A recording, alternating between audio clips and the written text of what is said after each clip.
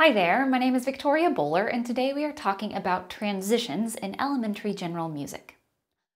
When students move from their previous class into the music room and from their spots to a barred instrument and the barred instrument to the context of a game and from a game to finding a partner, all of these times are a transition. And an active music room is full of transitions because students are engaged in so many different activities. And as we change from musical activities and different areas of the classroom, students are going to need some guidance on how to transition between learning tasks. If we are noticing a breakdown in student behavior, like students are getting really off task when they are in between activities, or if we notice a drag in the pacing, like it feels like we're taking a really long time to set up games or activities, then we might take another look at our transitions. Transitions are also a really great way to make as much music as possible and engage in as much musical thinking as possible.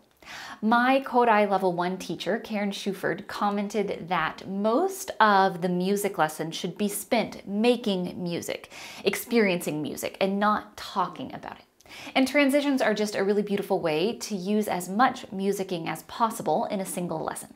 Now, I mentioned Kodai Level 1. That leads to something to mention right off the bat. Transitions in lesson planning are absolutely an explicit part of Kodai Levels training, and they are absolutely associated with Kodai teaching. But I also think that they are just part of good teaching in general, because I see music teachers with other philosophies using transitions, and I see really good general classroom teachers practice with transitions as well.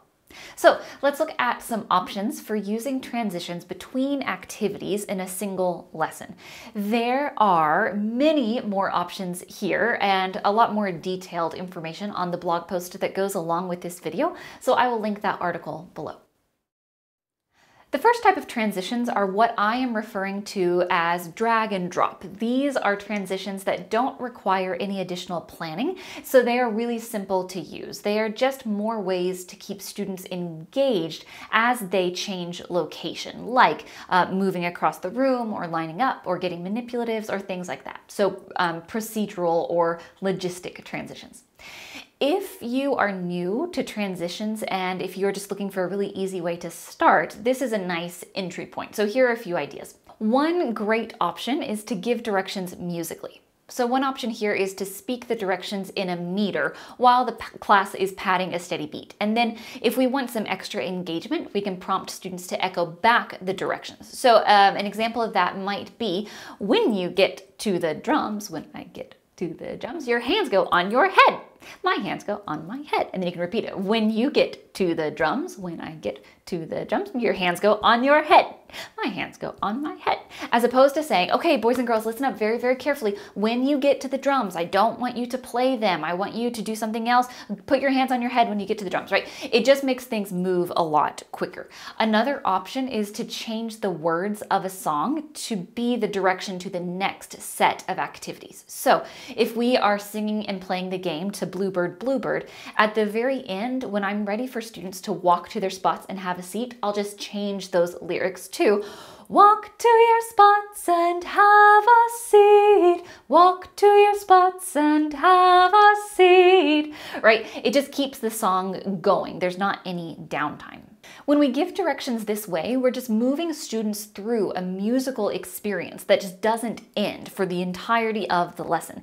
Everything flows together really seamlessly. And this is in contrast to stopping Bluebird, Bluebird to say, okay, now go back to your seats, and having all of this downtime that students are going to fill by talking to each other and sprinting to their spots and showing you the eraser they found on the floor, right? And then once we do get to our spots, then we need to get everyone settled again so that they are quiet and they can hear directions for the next activity. Another easy way to transition without any extra prep is just to add movement and movement options. So for example, students might choose if they will tiptoe or slide their feet to line up.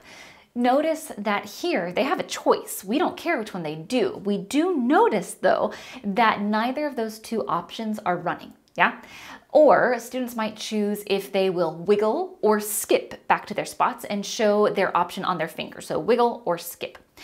So they're showing a 1 or 2, and then the teacher calls the wigglers. If you have a 1 held up, then they wiggle to their spots, and then if you have a 2 held up, you may skip to your spots. Again, there are lots of different options here with movement and giving musical direction, but these are just a few ways that we can think about incorporating some of these really simple transitions. These transitions probably are going to take a little bit more prep in terms of planning, but they are absolutely invaluable when it comes to creating a really cohesive musical lesson. These transitions can be used to guide the logistic changes. That's what we were talking about with the first section. So things like changing locations in the room or handing out instruments or something like that. And then they can also be used to make musical connections between different lesson segments. And they can help students transfer their content knowledge to a new setting. That's where these types of transitions can really pack a punch from a curriculum standpoint. So let's look at both functions of these transitions. I won't cover every musical skill and I won't cover every idea that's in the blog post, and that's just for time. But like I said, you can find the full article linked below if you want to look at this in a little bit more detail. We can sing or speak very easily. Logistics transitions here might look like sing the focus song as you change locations in the room. That one is super easy.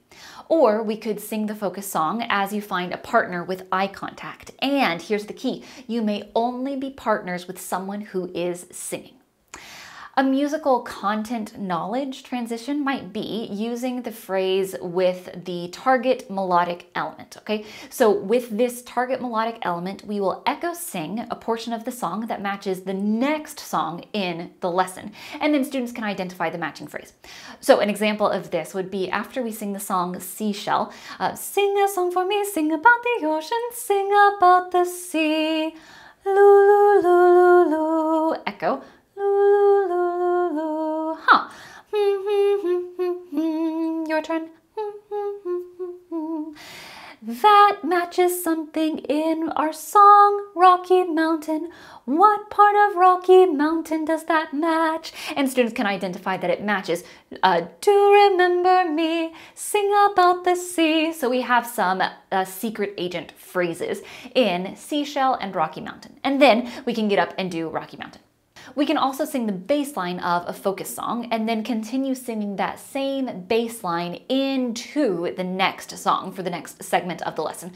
So if we were to stick with this Rocky Mountain example, we can have students walk around the room while they are singing the bass line. So something like do, do, do, so, do, do, so, do, and maybe half the class is singing Rocky Mountain, half the class is doing the bass line.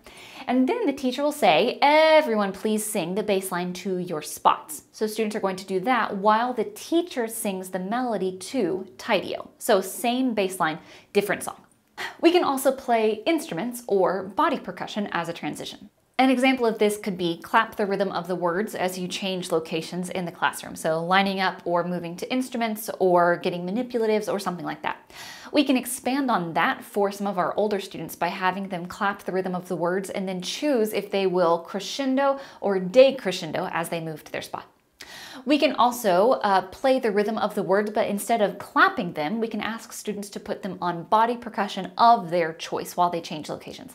Another option is to have students play the rhythm of the words on rhythm sticks. And then when the teacher comes by to collect the rhythm sticks, students are just going to continue clapping the rhythm of the words until all of the sticks are collected. From a musical content standpoint, we can have students clap the rhythm of the song with an ostinato and then keep that ostinato going into the next song. So an example of that could be after we are done singing and playing the game to Alabama Gal, half the class claps an ostinato, ta-dee, ta-dee, ta-dee, ta, ta-dee, ta-dee, ta-dee, ta, and half the class claps the rhythm of the song. And then at the end of the song, the teacher is going to motion for all students to clap the ostinato. And as students clap the ostinato, the teacher claps the rhythm to the next song in the lesson, Weevily Wheat. We could also play matching phrases by ear. So an example of this might be after we sing and play the game to Plansies Clapsies, we could be playing it at a barred instrument. And then students will work with their shoulder partner to turn Plansies Clapsies into bounce high, bounce low by ear. And then a nice way to check that is to have everyone in the class play the melody together. We talked about movement already for some logistic transitions, but here are a few more options. We can move to the melodic contour of the song as we change location. Or we could sing the focus song in our head, but inside our head, we can choose to crescendo or decrescendo. And if we choose to crescendo, we will start moving with a small shape and get bigger. If we choose to decrescendo, we'll start with a big shape and get smaller. Whatever you choose, crescendo or decrescendo, you are showing your shape change as you move to your spot and enter here the song. Another option is to tiptoe, step, or slide the rhythm of the song when we change locations. Or even simpler than that would be to step the steady beat of the song as we change locations. From a curriculum standpoint, the teacher might play the rhythm of the next song in 4-beat phrases on a hand drum, and then students are going to echo move to whatever that teacher plays. And then eventually the teacher will switch to the next song in the lesson and students echo that next song. So for example, after we do Engine Engine number 9, the teacher can play those 4-beat rhythms that students will echo. So with a hand drum, I could play you move, tiptoe, tiptoe, tiptoe, step, right? And then eventually I can transition to be, bumble, be, step, step, tiptoe, step. We might also want to use reading as a logistics transition. So students might choose their favorite rhythm from a list on the board and then hold up their fingers to show the rhythm that they chose. And then when the teacher claps that student's chosen rhythm, they are going to clap it while they change locations. Like they will clap it while they are lining up. For musical content knowledge, one that is super common is something I just call one small change. This is where we will read notation to a known song, and then the teacher just gradually transforms the notation to match the next song in the lesson. So an example of this could be after we sing and play the game to Apple Tree, students are going to clap the rhythm of the first 4 beats on the board. And then the teacher just makes the change and turns it into Bee Bumblebee. And then from there, students can identify what rhyme it is and then play the game. Sometimes we get stuck in reading and writing land and we forget that we could dip our toes into improvisation. So an example to add more improvisation in your teaching, if that's something that you're interested in, would be for students to echo clap the teacher's rhythm as they move to instruments, and then on the way back after the activity, they will improvise a new response to the teacher's rhythm instead of echoing. So if I were to ask you to echo, I might say something like,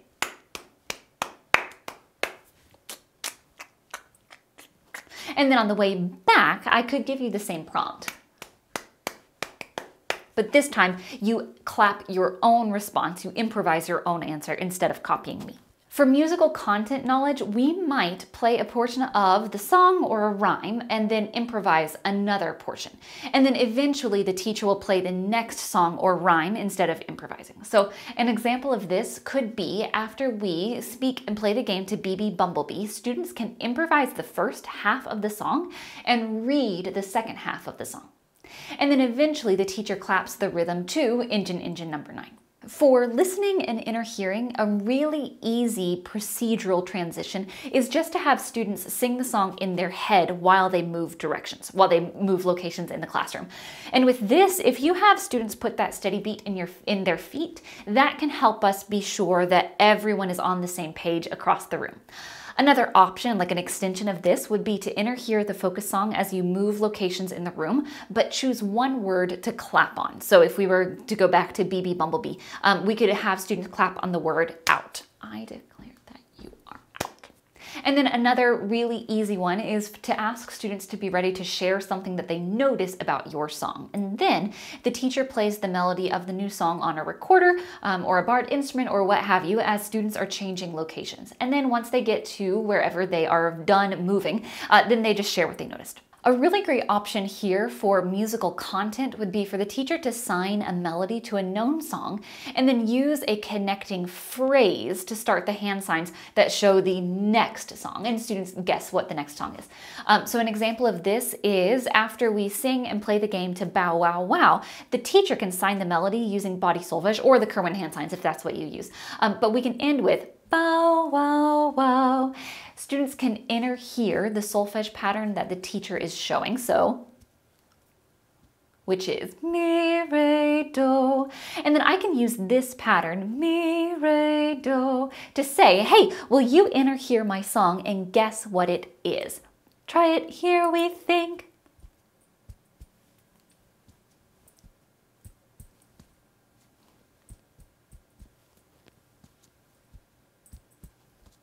And then maybe from a list on the board, or maybe just in the back of their heads, it depends on how familiar with the song they are, students can identify frog in the meadow. Okay, so these are some of the things that we can do when we are thinking about transitioning between activities in elementary music. I mentioned that there are many more options, and there certainly are. We didn't touch the nonverbal transitions like hand signs or visuals, and we didn't talk about connecting lesson segments with a story or a theme, and we didn't talk about connecting different songs with the same musical characteristics. There are definitely many more possibilities here. So that blog post is linked below if you are interested in reading more.